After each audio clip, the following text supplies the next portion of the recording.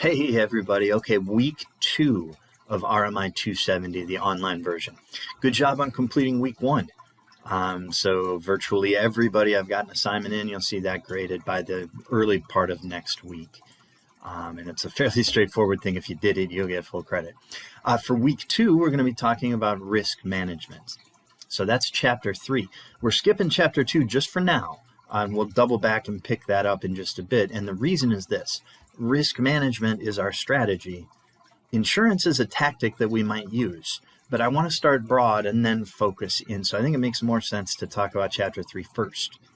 So risk management is really a two-step process. You're identifying your risks, and then you're figuring out what you're going to do about them. And that's it. That's risk management. Where are the loss exposures? Where could losses happen? What do you plan to do about it? Pretty straightforward. And as it turns out, there's really only 2 things you can do about it. You can either do something to try to affect the frequency and severity of the risk. And so we'll talk about avoidance is one of our techniques. That'll drop your frequency down to 0 if you just don't do it. And then there's other things that we might do that could reduce frequency or severity of losses. And those are loss control methods that we'll talk about. So we got avoidance and loss control. Those are part of our risk control features.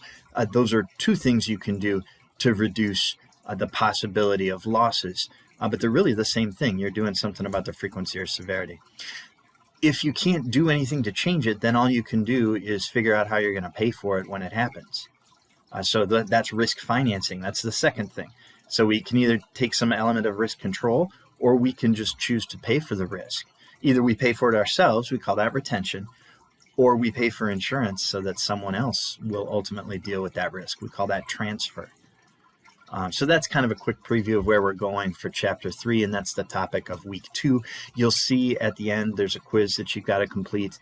10 questions, half a point apiece, 5 points total. We've got 500 points this semester, so you have 1% of your course grade rides on this. Not very high stakes. Do the best you can. The questions are difficult, and that's on purpose. I'll talk more about that. We'll actually go over that quiz in next week's video. For now, good job on week 1. Keep it going for week 2. Thanks a lot, you guys.